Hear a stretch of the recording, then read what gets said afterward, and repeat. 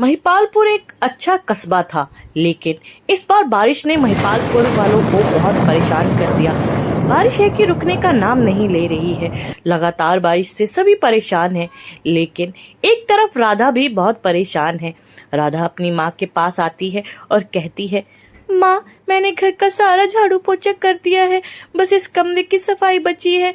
मैंने निक्की की भी कमरे की सफाई कर दी है, उसके सारे टॉयज एक जगह रख दिए हैं। अब मैं बस किचन का काम रह गया है, पर मुझे थोड़ी भूख लगी है, कुछ खाने के लिए दे दीजिए।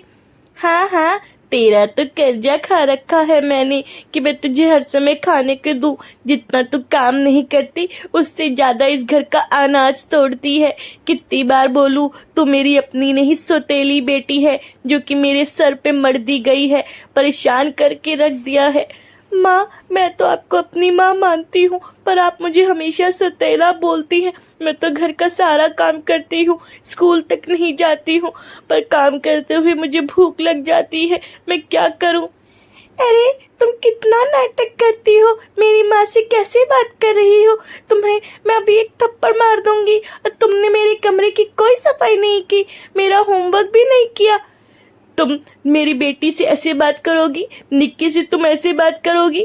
तुम मेरे बहुत चर्बी चढ़ गई है, अब मैं तुम्हें घर से बाहर निकाल दूंगी। बहुत हो गया, अब मैंने तुम्हारा ठेका नहीं लिया, परेशान कर दिया है। दिन भर राशन ठूसती रहती हो, क्या फ्री का आता है सब कुछ? जाओ पहले खाना बना। ठीक है माँ, निक्की मुझे कितना बोलते हैं, मैं तो उन्हें अपनी माँ मानती हूँ, पर वो मुझे अपना सौतेला मानते हैं। मैं क्या करूँ? अब तो पिताजी भी यहाँ नहीं है, वो दूसरे शहर चले गए हैं। अब माँ मुझे हमेशा डांटती है। अभी मैंने खाना भी बना दिया है, मुझे इतनी तेज भूख लगी थी, थोड़ा सा मुझे बिस्किट खाना था जो कल माँ निक्की के लिए लाई थी, लेकिन वो मुझे कभी भी ऐसी चीजें नहीं देती हैं। कोई बात नहीं, मैं काम करके अपने कमरे में जाती हूँ। ये कहकर राधा अपने कमरे में चली जाती है। तभी उसकी सौतेली माँ दौड़ती हुई आती है और उससे कहती है, अरे राधा, अरे माँ, आप यहाँ? क्या हुआ? मैंने तो घर का सारा काम कर दिया, यहाँ पे आई है, कोई और काम बाकी है? बोलिए, मैं कर देती हूँ। मैंने खाना भी बना दिया है और सारा किचन भी साफ कर दिया है। हाँ हाँ, एक तो तू ही काम करने वाली है ना, और तो यहाँ पे सब बैठे रहते हैं। इतना बड़ा कमरा दे रखा है जैसे तू इस घर की मालकिन हो। ये नहीं कि कहीं भी फर्श पे सो जाए, तो पूरे आके यहाँ पे कमरे पे कब्जा कर रखा है। मेरे कुछ रिश्तेदार आने वाले हैं, ये कमरा खाली कर और दफा हो यहाँ से। माँ, मैं कहाँ जाऊंगी? अभी बाहर का मौसम भी इतना खराब है, लगातार बारिश हो रही है, बारिश बहुत ज्यादा हो रही है, मेरे पास रहने की कोई जगह नहीं है। माँ, मुझे घर से बाहर मत निकालो, मैं कहाँ जाऊंगी? मैं बहुत छोटी हूँ। अब तो बाहर निकल, बहुत हो गया तेरा। माँ, देखिए कितनी तेज बारिश हो रही है, मुझे घर से बाहर मत निकालिए। बहुत हो गया तेरा रोना धोना, कान फाड़ दिए तूने मेरे रो रो के। और बारिश ही हो रही है, कोई यहाँ पे तेजाब नहीं गिर रहा जो तू जल जाएगी। कहीं भी जा, लेकिन मेरे घर में नहीं। मेरे कमरे पे कब्जा कर रखा है, धीरे धीरे पूरे घर पे कब्जा कर लेगी। माँ, मुझे मत निकालिए, आप मेरी माँ है, मैं तेरी कोई मावा नहीं हूँ। मैं तेरी सौतेली माँ हूँ और तू मेरी सौतेली लड़की है, और यहाँ पे तेरे पिताजी भी नहीं है। माँ, पिताजी के आने तक मुझे मत निकालिए, मैं आपके पैर पड़ती हूँ। मैं कहाँ जाऊंगी? मुझे कोई जगह नहीं पता। लेकिन उसकी माँ बिल्कुल भी नहीं सुनती। घर आकर वह अपनी बेटी निक्की को बताती है, अब मैंने उस लड़की को निकाल दिया, अब इस घर में हम दोनों आराम से रहेंगे।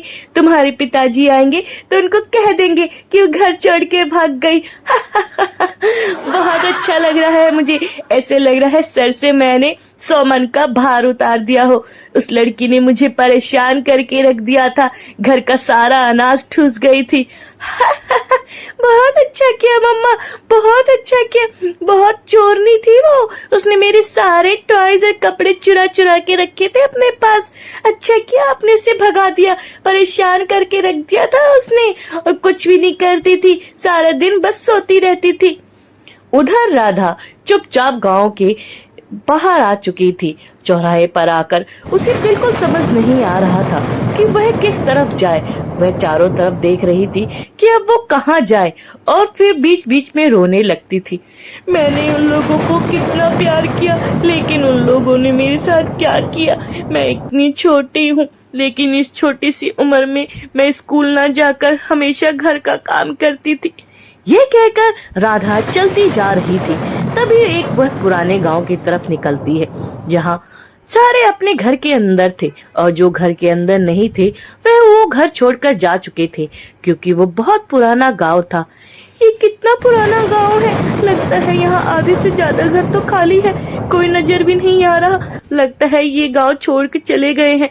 जरूर कोई दिक्कत होगी, पर मुझे क्या, शायद यहाँ कोई आसरा मिल जाए। तभी बारिश जोर से होती है और वह भाग भाग कर एक जगह तलाशने लगती है। थोड़ी ही दूर जाकर उसे एक पुराना घर उस घर में आकर बैठ जाती है, पर उस घर में चारों तरफ टूट फूट हुई रहती है। घर के अंदर सारा पानी आ रहा था और घर पूरा धूल मिट्टी से भरा हुआ होता है। राधा कहती है, ये घर तो बहुत ठीक है, लेकिन यहाँ पे इतनी धूल मिट्टी है और उसकी छत भी टूटी हुई है। लगातार पानी अंदर आ रहा है, बर्फ गिर रही है। मुझे जाके ठीक करना पड़ेगा और मैं अपना घर, अपना आसरा यहीं बनाती हूँ। वैसे भी ही पूरा गांव खाली पड़ा है, मुझे नहीं लगता यहाँ पे कोई आएगा। मुझे इसी जगह को अपना ठिकाना बनाना पड़ेगा ताकि मैं सुरक्षित रह सकूं। थोड़ी ही देर बाद राधा ने पूरे घर की अच्छे से सफाई कर दी और छत को भी ठीक कर दिया। इतनी ठंड में उसने आग को जलाया। घर साफ सुथरा करने के बाद वो चारों तरफ देखकर बहुत खुश होती है और कहती है, आखिरकार मैंने घर को साफ कर दिया। अब मुझे ये अपना सा लग रहा है। अब मुझे कोई दिक्कत नहीं है, मैं यहाँ अकेले रह सकती हूँ। वैसे भी मुझे वहाँ कोई प्यार नहीं करता था। मेरी सौतेली माँ मुझे हमेशा मारती थी, मेरी सौतेली बहन हमेशा मुझे चिल्लाती थी। यह सब बोलकर वह थोड़ी देर आराम करने लगती है। उधर माया के घर से जोर जोर से चिल्लाने की आवाज आती है, बस करो मामा, बस करो। अरे तुम कहाँ जा रही हो इतनी बरसात में, और मुझसे बिना पूछे तुम घर से नहीं निकल सकती। तुम अभी बहुत छोटी हो, तुम अभी बाहर मत जाओ, बाहर बहुत तेज बारिश हो रही है। अरे मैं तुमसे इतना प्यार करती हूँ और तुम मेरी बात तक नहीं सुनती हो। मम्मा, मैं आपकी कोई गुलाम नहीं हूँ जो हमेशा आप मुझ पे इतना तेज चिल्लाती हैं और हमेशा मुझे उसकी, जो राधा है, उसकी तरह ट्रीट करती हैं। बेटा, मैं तुमसे इतना प्यार करती हूँ, तुम मेरी एक बात नहीं सुनती हो। तुम कितनी बिगड़ैल होती जा रही हो। जिससे मैंने इतना प्यार किया वो मुझ पे इतनी तेज चिल्ला रही है। मुझे तो बहुत रोना आ रहा है। अरे मैंने की क्या कर दिया।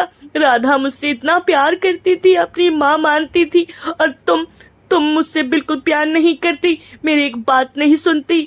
तुम इस घर से नहीं जा सकती हो जब तक तुम्हारे पिताजी नहीं आते। चुपचाप अपने कमरे जाओ। उधर राधा धीरे धीरे अपने एक छोटे से टूटे घर को सुंदर सा घर बना चुकी थी। अब उसने चारों तरफ बहुत सजावट का सामान लगा दिया था। वह ऑफिस के लिए निकल रही थी। उसने एक छोटी सी नौकरी भी पकड़ ली थी। अब मुझे एक छोटी सी नौकरी लग गई है। मैंने अपना घर कितना सुंदर कर लिया और मैंने अच्छे से सफाई भी कर ली है। अब मैं जाती हूँ और काम पर, ताकि मुझे और भी अच्छे पैसे मिले और मैं अपनी पढ़ाई भी जारी रख सकूं, ताकि मैं एक ढंग का जीवन जी सकती हूँ। घर का सारा काम हो चुका है, जल्दी जाती हूँ अपने ऑफिस की तरफ। रास्ते में उसे अपनी सौतेली माँ और निक्की दिखती है, जो कि उसकी तरफ ही आ रही थी। राधा रुककर वहीं पे उनको देखने लगती है। तभी उसकी माँ कहती है, अरे राधा बेटी, तुम इधर कहाँ जा रही हो। अरे माँ, आप लोग इधर। राधा बेटी, मेरे साथ बहुत बुरा हुआ। मैं तुम्हें क्या बताऊं मेरे साथ क्या हुआ। मैंने जो तुम्हारे साथ बुरा किया है उसी की कर्मों की सजा है, उसी का कर्मों की सजा मिल रही है मुझे।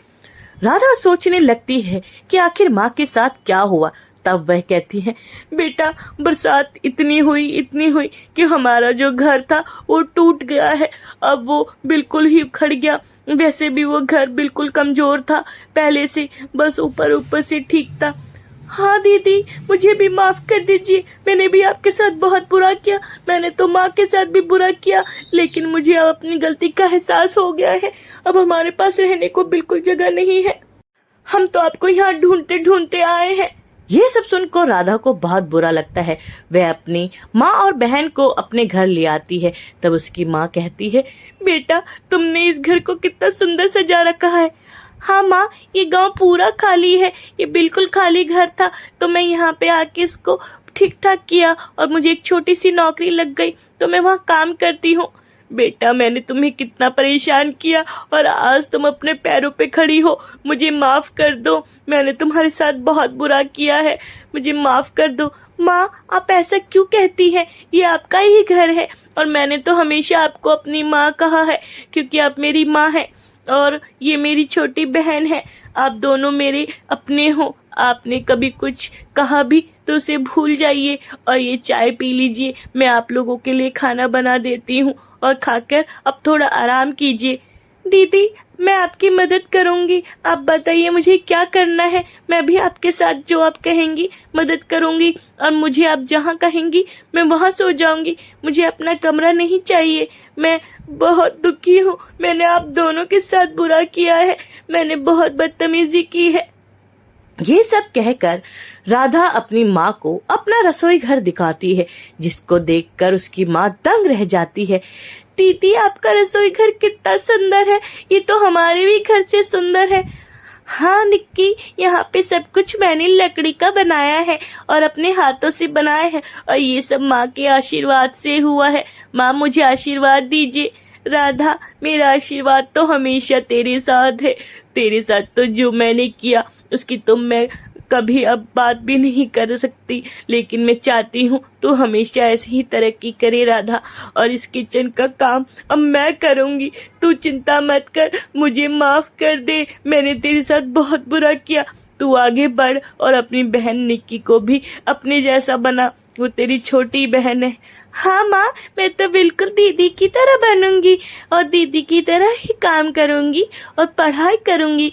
मुझे आप दोनों से सीखना है, आप दोनों मेरे लिए बहुत